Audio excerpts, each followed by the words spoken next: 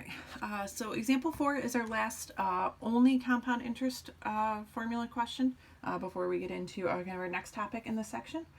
So again, as we're going through, we are going to be using our compound interest formula for this problem. Ricky borrowed $6,000 from her daughter Lynette. She repaid the $6,000 at the end of 2 years.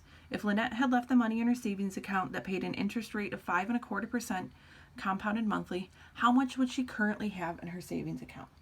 Right, so compounded monthly, remember again, means n equals 12.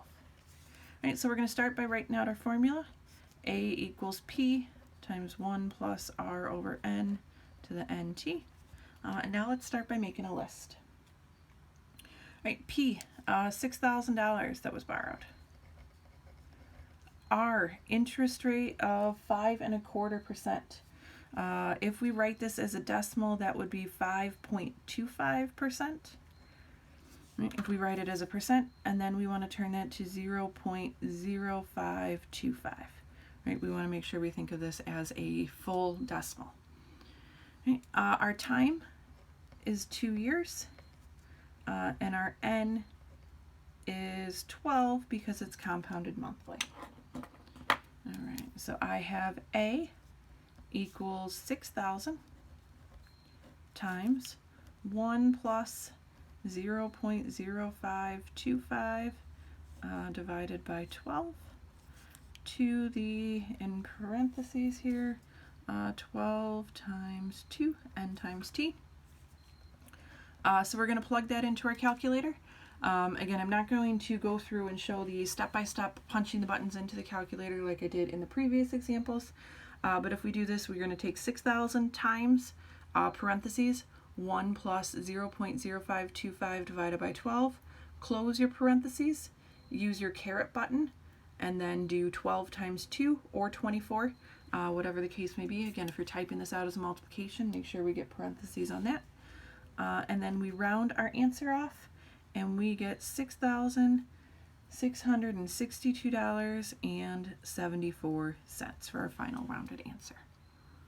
Right. So as we continue to go through these, I'm not necessarily always going to show every individual calculation and rounding. But as you're going through these notes and these videos, again, I strongly encourage you to kind of work alongside me, same problems, using your calculator. Make sure you're getting the same answer. Make sure it looks the same as mine when it is then rounded.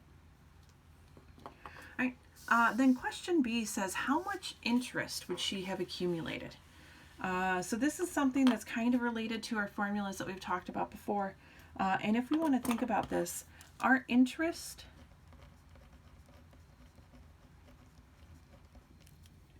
we're going to take this future value that we just got,